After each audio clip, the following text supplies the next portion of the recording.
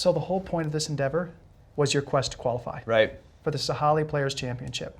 Come early June, you're going to be taking your clubs, your game, this data to that course and playing the best you possibly can. Yeah. Now you have enough data in the system that you can sit here in our offices and preview this course. Right. With your data on that course. So talk us through it. Yeah, so, over the past week, I've started to kind of slowly mentally prep to play specific golf course. That's the fun part about this. This is all targeted around one day. Yeah. There's going to be golf life for me after this, but it's all targeted to June 10th, right? It's all the pressure's on that day. So I'm starting to look at the golf course again. I know the golf course well, but now I have the information of where my strengths lie. So let's take the first hole, for example.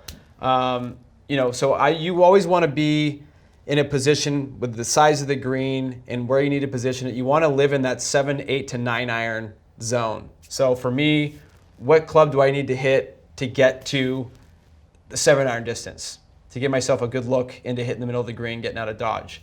So 3 wood leaves me with 150, 152 to the middle, or 100. I hit my 7 iron 158. That's a perfect yardage for me. It's a good strategy right out of the gate. I'm not going to get myself in trouble doing that. And the times that I've played this hole really well, that's the strategy. I've always hit fairway wood off the tee, 7 or 8 iron into the green, made par, got out of dodge. Par on that hole's perfect. That's how you play the hole. Got it. The second hole, this is where it gets interesting because the second hole at Sahalee requires quite a bit of strategy. So, everybody's going to hit either 3 wood or, depending on how long you are, 3 wood or driver off that tee because you need to get it to a point where you have the widest part of the fairway is like 280 yards out. So that's usually a driver for me. So I'll hit driver out there. It's actually a pretty easy tee shot. But then it's where it gets a little bit interesting because you have like a 5 wood shot. Usually it plays into the wind. It plays a little longer than you think it does. It's the second hole of the day. And it's also a small green. So there's a lot of factors against you, but at the same time you're looking at it's like a 5 wood 220. Like I can carry it that's no problem. I've hit it in the water more often than not. Then, I think I've only birdied that hole one time. In this qualifier, I'm going to need to birdie it or par at the very worst. I can't afford to make bogey on the second hole at Sahalee. So at that point is, what's the caddy going to tell me? So, I'm assuming, based on my numbers, it's probably going to tell me to lay up. So this has me hitting my driver out there in the fairway and then laying up in front of the water to like 75 yards. It's giving me my 60-degree wedge. According to the numbers, I hit the green like 93% of the time with my 60-degree wedge. Yep. So my odds of not only hitting the green but hitting it close are pretty damn good. So that's the strategy. Like that's literally how I'd want to play the hole. And that's me playing poker again, playing the odds, playing the numbers, and I would have never considered doing that if I had not seen this data. But you're playing smart poker. Here's the funny thing. The way you just walk through the hole without the data. You said I would typically hit my driver, then I'd pull out 5 wood, and I'd put it in the water more often than not. Right. But you keep doing it. Yeah. And most players just keep doing it because they like roll the dice. So I'm playing to the unicorn. Yeah. Give me the ball. I am hitting this thing on the green. Right? So now the data is telling you, and because you know how well you hit that 60-degree wedge. Like it doesn't matter what it takes to get it to 77 yards. Get it to 77 yards, your chances of making birdie or par at that point are way higher than trying to rip a 5 wood from 232 yards out. Right. And the funny thing is I know that shot down there. Do you know why? Because it's always my fourth shot into the green. So I know that wedge shot well. Yeah. So now it's going to be your third shot. That's my third shot. Yeah. You've just taken a stroke off this hole. A stroke from the field. Like I average on this hole, which is a reachable, quote unquote, reachable par 5 or a gettable par 5, I probably average, if I played it 10 times, I've bogeyed it 6 times. How's that feel, Johnny? Awful. Especially when you hit it in the middle of the fairway, it's not a super hard hole. So the next hole that I would want to go to, I'd love to go through all of them, but we'll go to 18. We'll exit. At Sahalee, which is on the north side. So this is a par 5. This is a really interesting hole because it plays uphill. I don't know if you guys have ever seen it on TV, but it's tight. Go ahead. I was going to say, it's 50 feet up. Yeah. It's really up there. Yeah. It always plays into the fan, so it plays 520, 525. Now what they do here is it sort of tempts you to try and hit the green in 2 because it's not very long.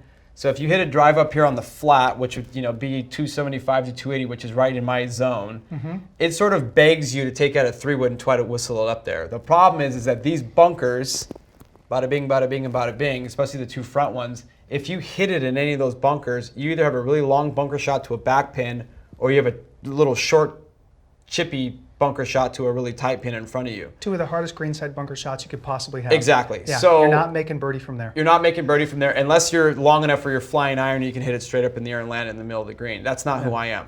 So for me, for the first time in my life, and I'm actually looking forward to playing this hole now, is if I hit a 280 here, I'm once again going to find a club. I might end up being driver, 9-iron, pitching wedge. Like that's literally how I might play the hole. Because I know if I get a wedge down here, it's nice and flat, from 115 to 120. I look at my numbers in here. Between 50, 55, and 60, I'm hitting the green like 85% of the time. And my distance to the pin is like, 19, 20 feet. I'll take those odds all day long. I know I'm not going to make bogey from there, but I'm pretty sure I might make birdie from there. So there you go. All right, so let's play the hole and see what Caddy says. We're rolling the dice. We're rolling the dice. It's exactly what it says to do. Yep. So you talked us through the second hole at Sahalee, the way you normally play it, and making bogey.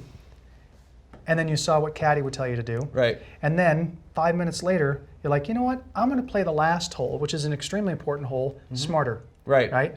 And the data says, yeah, Johnny, play it that way because it's a smarter way to play the hole. It is a smart, and I watched, when I went to the Sahalee Players Championship to watch last year, most of the guys out there, and these are all college kids that hit it 320, and this hole is 520 to them. They're looking at it like they're guaranteed to hit it in 2.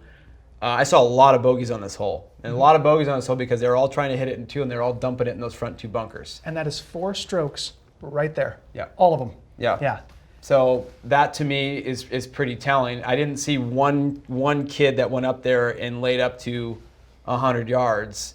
And the only guy I really saw that birdied or had a really good look at birdie was a guy that hit, he was the longest guy in the field and had, 3-iron in and flew it in the middle of the green and 2-putted. Yeah, and that's not quite That's your game. not who I am. No disrespect. Yeah, so you're playing all those kids. You're going to be playing them in a couple of months. Yeah, it's terrifying. Right? And as you're standing there over a 15, 20-foot birdie putt, and they're knocking it back and forth in the bunker, right? And you make 4 or 5, and they make 6, you again just got a stroke or 2 on them. Right. Just by playing smart. Well, it's funny, and I need to say this before, I need to say this for myself, but I'm sort of becoming that player now where I'm not going to keep up with these kids physically anymore. I'm just not. I'm not 100 years old, but I'm 42. I can't keep up with them physically. I'm going to have to just be sort of like the wily old guy out there that plays smart. It's not as sexy as hitting at 320, but at the same time, I have a number I need to hit, and I will do whatever it takes to hit that number. It might look really lame and really ugly, but I'm literally just going to play the best poker of my life, and I feel like if I do that, based on what I'm seeing, I can take this data and use it for good. I know how to at least do that. So what's funny is as you're saying all that, the wily veteran that's just going to play smarter, right? Because you're not hitting as far as the kids do anymore. Or as well, right? Yeah. Right. Somebody just did that last week, and he's wearing another green jacket because of that. Yeah. And that's with guys hitting it 30, 40 yards by him now. I mean, he's not the longest guy out there anymore. Yeah. But he played really, really smart. And as he was doing it, the announcers were talking about how smart he's playing, right? Now you can do the same thing. Right. Now any golfer can do the same thing. Yeah. Get enough data under your belt, understand the data, play to your strengths, and shoot lower scores. Right. And for the higher handicappers out there, this data will help, in my opinion, your 15 to 30 handicappers. That if you want to drop 10 shots, just paying attention to this will drop 10 shots off your game. It's not even how you're hitting or technique thing. Literally, it's just some of the decisions you make as a 15 or 30 handicapper. This will literally knock crazy amount of shots off your game just using the app. Yes, I was that guy. I hit dumb shots all the time, right? Now I don't hit as many dumb shots. Don't aim where if you hit it there or you just miss it, you're going to be in trouble. Right. Always keep the course in front of you, keep it in play, get to the middle of the green, couple of putts and get out. And you don't hit your 7-iron 160. No. You don't. So this is going to show you that it doesn't. And just that alone, how many shots are dumped from high handicappers because they think they hit their 7-iron a certain yardage and they dump them in the bunker or the water. Yeah. Millions of shots. Yeah. So So that's the strategy. I mean, it's just 3 holes, but I'm going to be paying close attention to this. And you know, for me, like what I'll do is I'll probably write a lot of this down, just stuff to think about as I go, and knowing the shots that I need to hit to work on, the numbers I need to hit. When I go to the range and practice, I'll be hitting a lot of 100-yard shots, a lot of 3-woods off tees. You know, just trying to get into the rhythm of a lot of the shots that I'm going to plan on hitting when I get there. And they're not all going to be the perfect shot. They're just going to be the ones that are the high percentage ones. I did it when I was playing pretty decent golf, and I've seen like tour players talk about doing the same thing. They know this. They inherently know this because they play so much golf and they know their games. Sure. We don't, but now we have an opportunity to do it. And you just said it. You can now go to the range, and you know how to play each hole, and you literally pull the driver out, right? Hit it and go, I probably have an 8-iron in. Right. Pull the 8-iron out, hit that, and march right through every hole. Right. And as players do that, playing for either the club championship or the players championship, they play better golf. Right. Because now they've visualized the holes, they've visualized the entire round of golf. Right. They're going to play smarter because of it. So that's it. Yeah. You're going to do great. I know you will. I think I will too. I'm actually, you know, as crazy or unpredictable as my game is right now,